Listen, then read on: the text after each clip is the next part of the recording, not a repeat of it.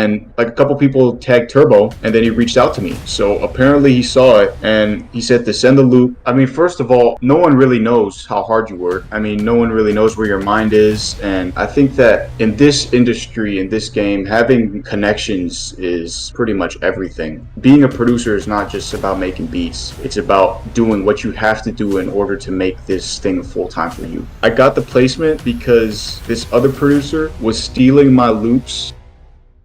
W tym odcinku będę rozmawiał z Lucentem, czyli producentem i youtuberem mieszkającym w Stanach Zjednoczonych. Produkował on dla takich artystów jak NBA YoungBoy, Lil TJ, Money Man czy Quando Rondo. Porozmawiamy sobie o wielu bardzo przydatnych rzeczach każdemu producentowi, o zdobywaniu placementów, o budowaniu marki, o zarabianiu jako producent i o wielu innych rzeczach z tym związanych. Także bez zbędnego gadania już zaczynamy. What's going on, guys? Today I'm with Lucent. Yo, it's good. First of all, tell me, how did you get your first major placement? So I got my first major placement, I think it's like 2 years ago now, and it was with YoungBoy. There was like a time in my career where I was just focusing on YouTube and I was like, okay, I kind of want to start to branch out, kind of want to start to get placements now. So I just was going through Instagram DMs, seeing who had connections. And I know at the time, YoungBoy was releasing a lot of music, and I know that he was working on some stuff that he was going to drop. I just reached out to a bunch of his producers, and then I asked if I could send some loops. Sent one to Timmy the Hitman. He was just cooking up packs for YoungBoy, and one connected. Yeah, that's great, bro. And how long you've been making beats? It's been about 5 years now. Could be 6 if we're counting the GarageBand days back when I was cooking up then, but yeah, I've been about a solid 5 years. And you made a living of your music, and what's your main source of income right now? Yeah, so I've just gone full time like 6 months ago now. The one thing that really stepped up my income was having my own website where I sell my own sound kits and stuff like that. It's all kind of funneling into my website now from YouTube and, Instagram, all the traction that I'm getting from outside of my website. That's really helped to make this a full-time thing for me. And the website is mindwave.audio. Okay, cool. What would you say is the best way? Like the content way, or like getting placements, more industry way, or like combine both is a cheat code? What would you say about it? It's pretty difficult to say because every producer is different, Some producers just naturally gravitate towards making content and they're not afraid to really get their face out there. And that might be the way for them, but other producers, they're really good at making plays, getting connections, kind of doing that side of the industry stuff. But I think it's just most important for you to focus on where you want to be and what your goals are, and then make a decision from that. If you want to make money as a producer and you want a reliable income, making content and building your own business is the way for that, just because you have a lot more control over the money that you're getting. For example, like with placements, I noticed that you have to rely on other people to get paid, and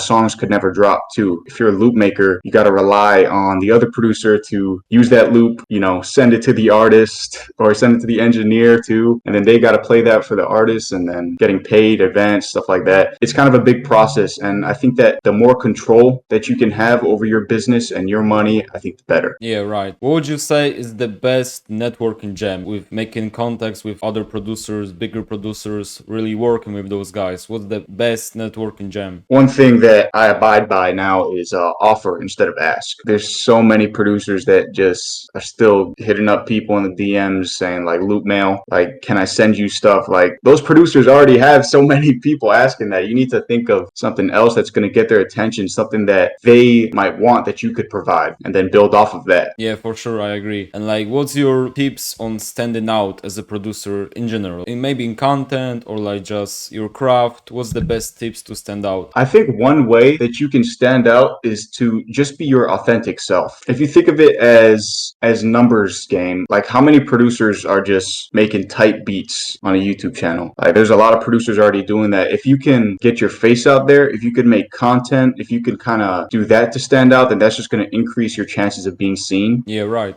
You got any schedule making beats, sending them out, recording videos? What's your day to day looks like? So a regular day is I wake up at like 7:30. I hit that snooze button a few times. I got to work on that. I start working at 8 o'clock. I have this app called Notion, and it really helps with scheduling out my day and, just listing all my tasks. And I'll list all my tasks that I have for the day the night before. And as soon as I wake up, I try to just focus on the most annoying stuff first, the stuff that no one wants to do first, because that's when you're fresh and everything. And I'll just do all of my work that I have to do until around 7 or 8 p.m. I usually usually work like 12-hour days, and it kind of just varies based on day to day what I'm doing. Usually on Mondays, Tuesdays is when I'm recording content. So I'll have one day where I'll just make content and then send all of that to my editor. And then maybe the next day I'll be making loops for that whole day. But I like to do like batch work pretty much. And you send out beats and loops how many times a week? I've been pretty inconsistent with sending out loops and beats just because my focus right now is on business. Usually when I'm making music and I'm making loops, I'll try to send that out weekly. And if I'm sending out to like specific producers for specific artists, then it kind of just varies. Yeah. What would you say are the one of the biggest mistakes or like mistakes that are you see just way too often with producers? It maybe annoys you or they just shouldn't do it. You know, going back to networking, I think that in this industry, in this game, having connections is pretty much everything. You don't want to do things that are going to kind of like ruin your reputation as a producer. When you reach out to people, I think that just so many producers are making the mistake of not offering instead of asking. Like so many producers are just asking for things. And that's one problem that I see that I think could just be easily fixed if you were just a little bit more authentic of stuff that you could just offer. Right, I agree. What's your advice for anyone who trying to be at the same place as you are right now? Like, let's say they want to make content, they want to get placements, all of that stuff. They want to make a living of music. What's your advice for people who trying to achieve same things? I think number one, you have to realize that you have to sacrifice a lot. Another thing I think is you have to be willing to do things that you're not comfortable with. I noticed that a lot of growth comes from outside of my comfort range. Like all the stuff that I've been able to do so far has just been from me being uncomfortable and just forcing myself to do things. And a lot of it comes with work that no one really wants to do. Setting up a successful website and a business for yourself, like doing all the back end of that work. Being a producer is not just about making beats. It's about doing what you have to do in order to make this thing full time for you. You know, be willing to accept rejection, to fail, and to go through with all of that and do all the stuff that nobody else wants to do to get in a position that you want to be in. Yeah, 100%. So in that case, would you say that treating this as a business and really have this entrepreneur mindset is crucial? Yeah, 100%. And like scheduling stuff, planning the stuff, doing the things that you don't want to do and really lock in, because a lot of people are afraid, I think, to really lock in. They scared like they less going out with friends, less this, less that, but they gotta understand that's the sacrifice they have to really put. Yeah, and I think one really tough thing about like this producing thing is that it's hard to get support from, you know, friends and family. At least for me, my friends and family, or at least my family, just like didn't really want me doing this. They wanted me to take the college route, take the safe route. But if this is something that you genuinely love, this is your passion, and this is something that you can see yourself doing for the rest of your life, and you're willing to make the decisions and put in the work ethic that comes with that, then that's all that matters for you. You just have to be in control of your own life. Facts. And give us some kid sauce. You've been making kids lately. I saw your new kid, right? Like, give us some sauce to really make a successful kid, let me say. I think innovation is just a big one. I see a lot of kits that have a lot of the same sounds in them. Like there's still kits that I'll buy and I'll like see Spins 808 in it. I think just innovation and creating stuff that nobody else is really doing. Trying to focus on your own sound mostly. Like if it's a sound that you design and you think it's a little bit weird but you like it, like keep that in the kit, because that's, even though it's weird and nobody's heard that sound before, that's part of your own sound. I don't think many people realize that when it comes to making kits. So definitely include all that weird stuff that you like inside of your kits. Yeah, that's a good advice. And like, what's your plan right now? What's your mindset right now? Like, you striving for this ambition to achieve bigger goals. Like, can you talk a little bit about this, if you know what I mean? Yeah. So for the past 6 months since I've gone full time, I've been really focusing on my business because I want to have just steady income every month. You know, I think that's one thing that I always kind of struggled with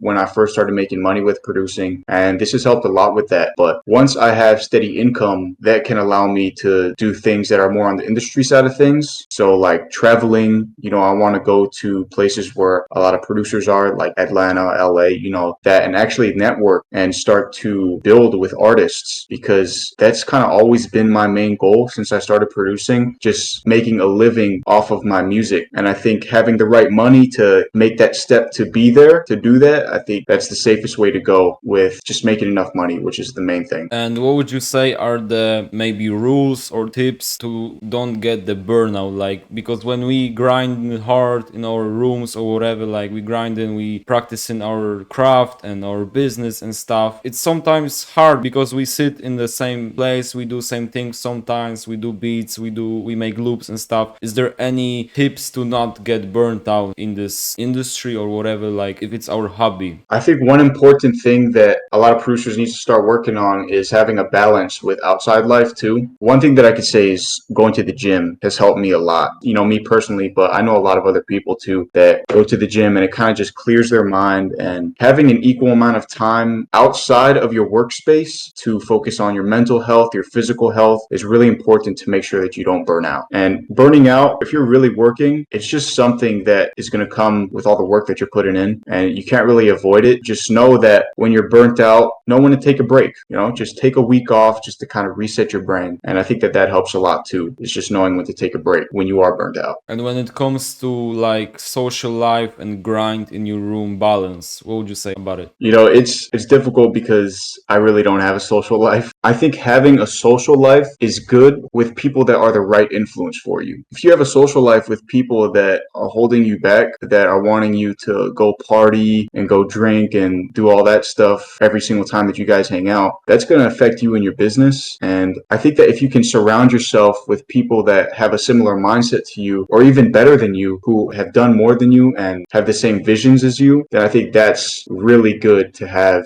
as a social space. But definitely be aware of who you're hanging out with. 100%. If you were a producer in 2024 that just starting out, fresh or starting out, and he has a big dream of living off music, having placements, really make it as a producer, what would you say to him, like what he should focus on first? What's the first thing he should focus on, and what should he do later? I'm sure you probably heard this before from other producers, but focus on your music. 100%. That's the main thing, because everything just goes down to how good your music is. You have to be at the right level to send out loops, because the chances are, if you're just starting out, there's a lot of other producers who just make better music than you, that have the connections that you want. So just focus on making your music as good as possible first before you start sending out. Yeah, I always ask this because I want people to really hear that 100 times so they can remember it Yeah. and like never forget. So like that's the first thing you should do. What's your tips on building your brand as a producer? Like let's say your music is good already, you just like have some, maybe you got some placement, maybe you don't, but what's your best tips to really build that brand? If you're going down the content route, you're getting your face out there, then I would say just be your authentic self. People are going to gravitate towards you being yourself. And I think that not a lot of people who make content know this, but like people can kind of see when you're not being yourself, like when you're just like putting on a play for making a YouTube video or whatever. So just, you know, be yourself, make videos that show who you are, and don't be afraid to show that with other people too. I think that a lot of that really helps with building your brand and getting a loyal fan base. And then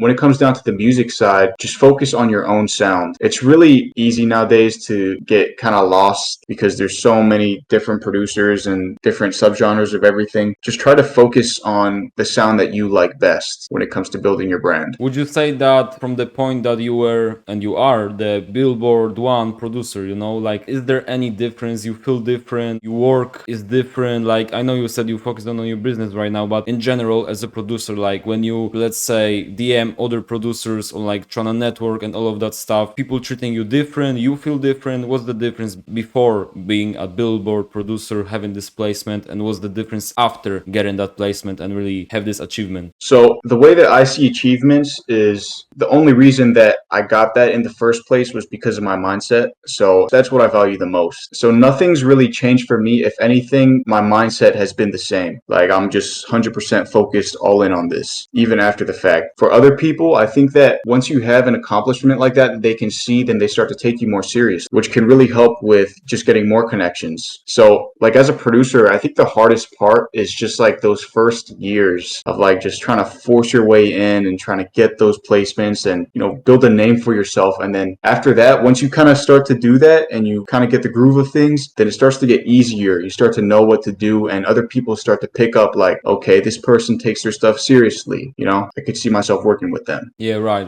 So of course, perfecting your craft is crucial, right? But you said about the mindset as well. So I want to touch on this topic that some people call it lucky. Like, let's say somebody got a placement. Let's say somebody said that you are lucky for this young boy placement, but you said your head was all in on the music, right? You got the minds, you had the right mindset. What would you say to those people? Because some people think it's luck or whatever, but they don't see what's like behind the scenes, the grind, the thinking 24/7, like literally trying to make it. So what would you say about the luck? Some people call it luck, right? I mean, first of all, no one really knows how hard you work. I mean, no one really knows where your mind is and what your goals are. I think that people saying like that's luck is just crazy to say just because, they don't even know you. But at the same time, luck does play a factor when it comes to getting songs too. I know that a lot of industry producers have said that their hit records have just been at the right place, right time. And it was as simple as that, luck. Thinking about mindset, it doesn't really matter if it was luck or anything in the end, because if your mindset's in the right place and you know that you're going to do this no matter what, then you'll do it. Yeah, that's right. You got any tips for people who like, they want to lock in and stuff, but they get distracted, they got all those friends, like let's say nobody believes in them and all of that stuff, they can't focus, they don't know what to do. The making beats and loops isn't the main problem for them, but they want to level up as a producer, they want to really lock in, but they got too many distractions and stuff. What would you say is the best advice for them? What should they do? If you have a lot of distractions in your life, you just have to think about what you want for the future of yourself. Like for me, like I had a lot of friends that I really enjoyed spending time with, and I had family that wanted me to go off to college instead of doing this. But you have to just look deep into yourself and think about, what do I want with my life,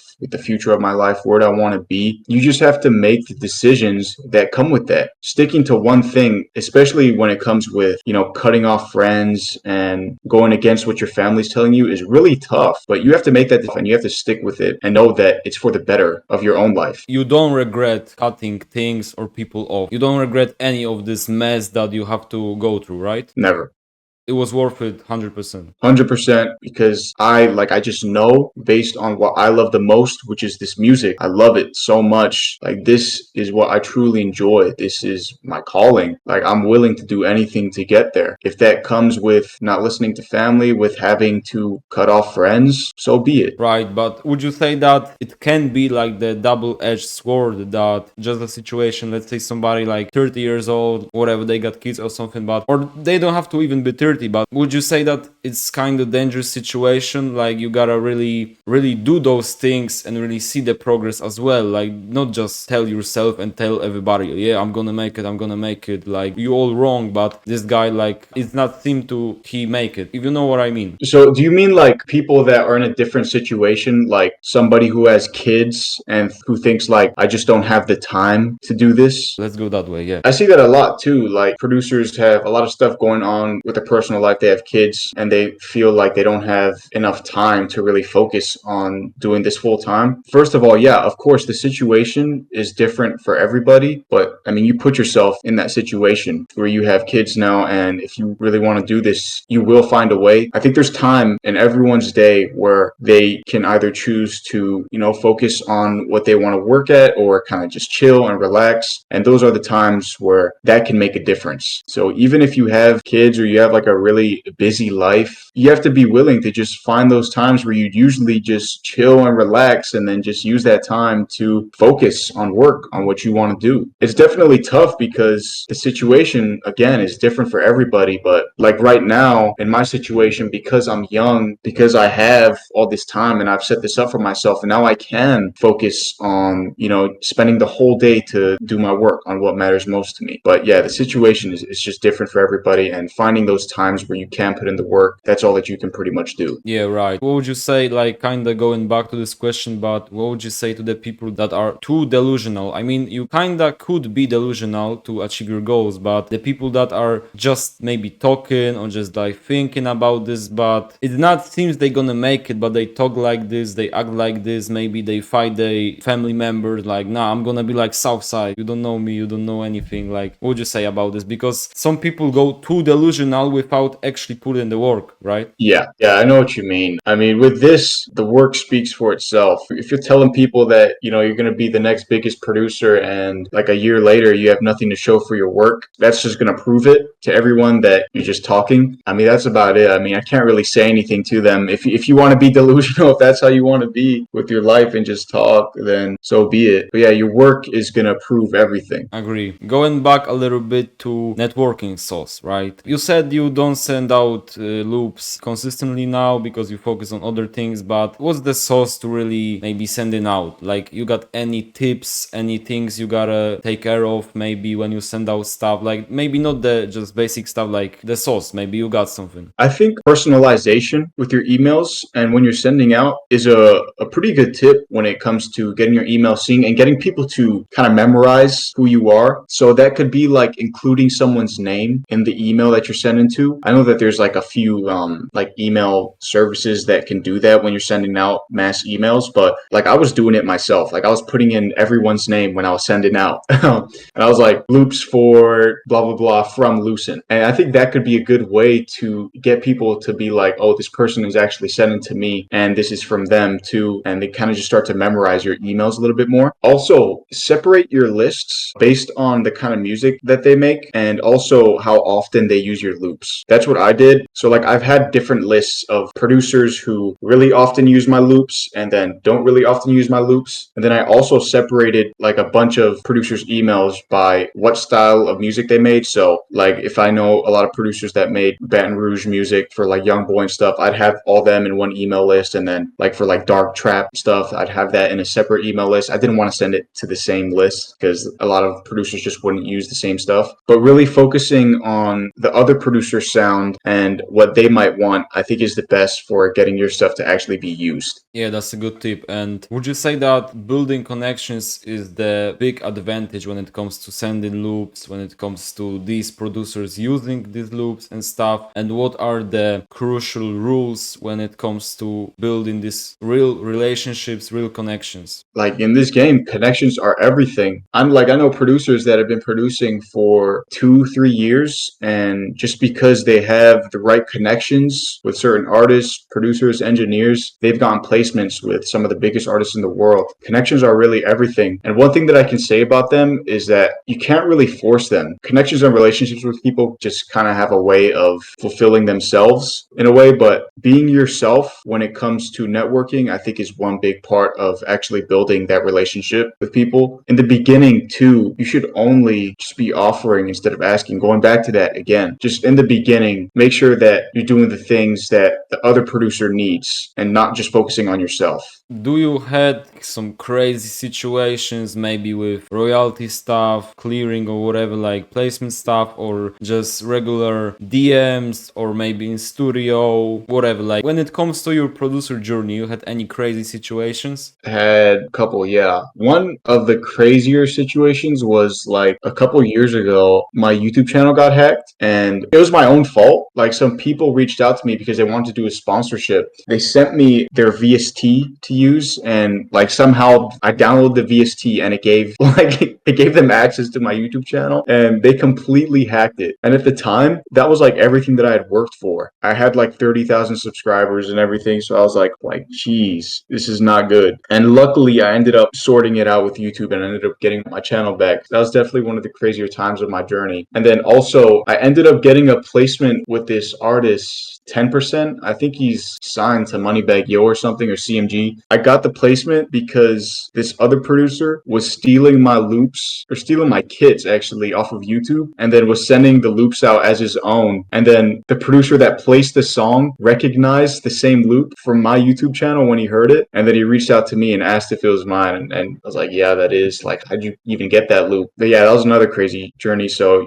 I think the one thing that you have to remember is to just adapt. Shit's just gonna go sideways randomly at times when it comes to this, so just be ready to adapt to anything. So you can't be really, let's say, weak or whatever. You gotta stay strong. You gotta be prepared for this, right? Yeah, just be comfortable with uncertainty. And when it comes to this placement situation, your content, the stuff you put out, and also your sound, in this case, really helped, which is crazy that this producer reached out to you like, hey, this is yours, I think it's yours. Like, Yeah. That only shows the advantages, right? Yeah, got lucky that he actually recognized the loop. And when it comes to bigger producers, maybe some industry producer or like mainstream producers, any guys reaching out to you because of your YouTube channel or like your kids or whatever, just your craft in general, you had those guys reaching out to you saying, yo, the stuff you do is fire or something like that? Yeah, so I think one of the bigger producers, like one of the biggest producers that reached out to me was Turbo, and that was from a loop that I posted actually on my Instagram. What I did was I posted the loop and I put as the caption, who would put the best drums on this? Something really simple. I didn't expect it to really go anywhere. Like I had a bunch of people in the comments like tagging other producers, and like a couple people tagged Turbo, and then he reached out to me. So apparently he saw it and he said to send the loop. So I sent the loop and I was like, yo, like this is a full circle moment for me. Like I made tutorials based off of your production. And then after showing him my channel, like he said that he actually watched a few of my videos, which was like, you know, you don't expect that to happen. But yeah, that was definitely one of the crazier times that a bigger producer has reached out to me. And then another time was Ronnie J. He reached out to me based off of an ad that I was promoting for my sound kit. It was my Illuminate kit. I was just running a bunch of different ads on that kit at one time, and he happened to see one, reached out to me, said that the kit was fire, and then ended up getting his number from that, which was pretty cool. Yeah, that's crazy, you know, especially this Turbo situation. I don't know what I would do, but Yeah. you said about the ads, right? I don't know if many people would find it valuable, but I definitely do. So I want to ask you, what ads did you run and how did you make them profitable for you in the long term? Yeah, so when it comes to running ads, I think most producers just do it through like their sound kits that they launch. Just having an ad that catches people's attention right in the beginning is always good. And then something that showcases what you're providing in that sound kit, like the value that comes with it. I think that's just the most important part when it comes to everything. I think that if you can, try to get your face out there on the ads too. When we're scrolling on social media, we don't usually see sound kit cover arts. Like, I don't think so. What I usually see is people's faces. So if you could get your face on an ad and use that to promote whatever you're selling, I think that's a good way of actually getting an ad to be profitable too. And when it comes to details of the ads, like, could you tell us what ads did you run, like Facebook? And also, if you can, and if you speak about the numbers, how much did you put in? How much did you put out? If you can tell us. Yeah, so I run all my ads through Facebook ads, and that's just because Meta's connected through Facebook and Instagram. That's what I target the most. And whenever I'm running an ad, what I'll do is I'll see how well it performs. Like I'll usually set the same amount of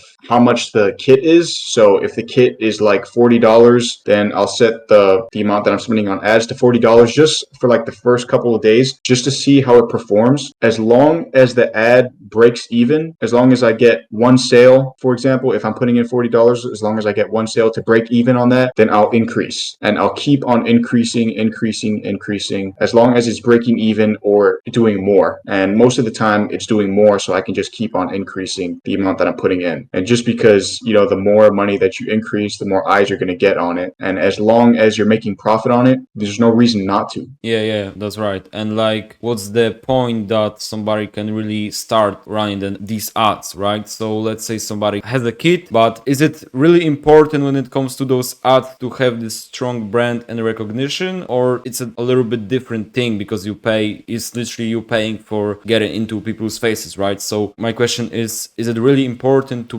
have that recognition when it comes to ads, right? Or you can do it without the strong recognition? Well, first of all, having a strong brand is going to make a huge difference, especially if people recognize your face and you have your face on an ad. That's going to make an enormous difference compared to just having a cover art. But one thing that I can say is that if your music is like really good, if your sound kits are good and you have those sound previews on there on the ad and people start to see that, I think that's what matters most in the end. It's just having, you know, really good sounds or really good beats, whatever you're selling. When you're starting off, if you're just pretty early into selling your kits and you don't really have much of a brand going, just give away your stuff for free. Like that's what I was doing on YouTube, is I was just giving my stuff, all my kits away, loop kits, drum kits, all that stuff away for free. And once a lot of people started to actually, you know, see my stuff and recognize my kits, that's when I can start to get into actually selling my kits. Okay. And going back to Turbo a little bit. What would you say is the best approach maybe in this case? Like some bigger producer approach you, he just approach you, whatever case, right? It's not straight, let's work, but like he approach you, whatever reason. Like let's say he's gonna tell you, yo, your stuff is fire, or I like your videos or whatever. Like what's the thing you do next to move forward? You try to say, let's work, maybe you're tryna get this relationship further to maybe work with this guy, or like you just leave it like this, you say thank you and stuff. You tryna push that relationship to really start working with this guy, or you just like leave it like it is? I think me personally, I've always had an opportunistic mindset when it comes to building connections. What I would do is someone like Turbo reaches out to you and you're familiar with his sound and his music, which I was at the time. What I would do is I would give him his flowers too, of course, say like, I've listened to your music for years now. I'm a fan of these songs that you produced.